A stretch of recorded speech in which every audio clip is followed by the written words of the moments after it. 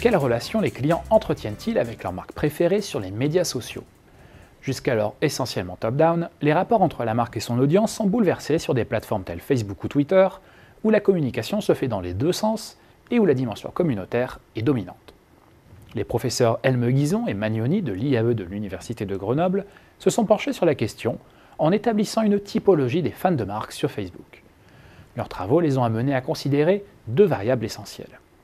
Sur un axe horizontal, on représente le degré d'activité des fans sur la page de la marque, et sur un axe vertical, leur motivation dominante, selon qu'elle soit liée à l'attachement à l'univers de la marque, ou au contraire plus intéressée et liée à la recherche d'avantages.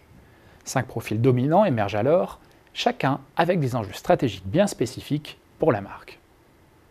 Premier profil, le fan dit modèle, le plus intéressant pour la marque. Très actif sur la page de la marque et motivé à la fois par la recherche de son propre intérêt et un réel attachement à la marque, il est le profil idéal de fan. Il est, selon les auteurs, un véritable ambassadeur.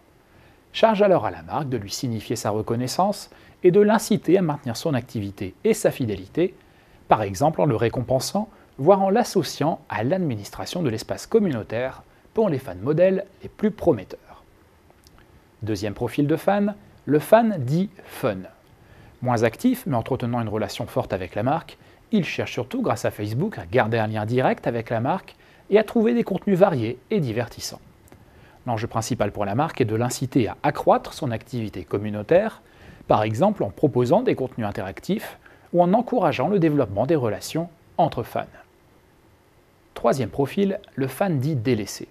Moyennement actif, comme le fan précédent, il entretient une relation tout aussi forte avec la marque, mais ne se sent pas réellement écouté de la marque ni membre d'une communauté particulière. Ses motivations sont plus intéressées et il est sensible à toutes les opérations spéciales que la marque peut lui proposer.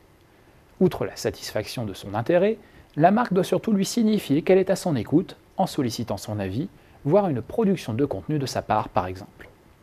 Quatrième profil, le fan dit intéressé.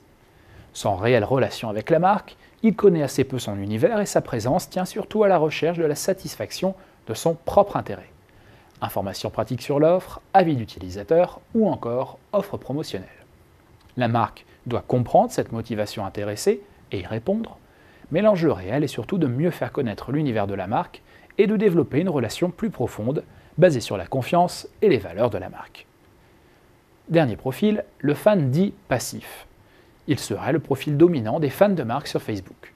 Sensible à l'univers de la marque, mais pas à ses contenus, il est très peu impliqué dans la communauté.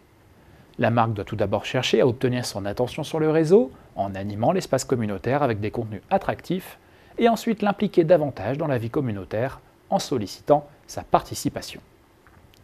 L'enjeu global pour la marque est ainsi d'avoir autant que possible de fans de type modèle. Les auteurs rappellent qu'il est difficile pour la marque de gérer des profils de fans aussi divers et que 4 recommandations sont totalement transversales. La stimulation de la communauté, l'échange avec elle, la fidélisation de l'audience avec une animation en cohérence avec l'univers de la marque, et enfin la concrétisation de cette relation avec des bénéfices bien tangibles pour le fan de son attachement à la marque sur les médias sociaux.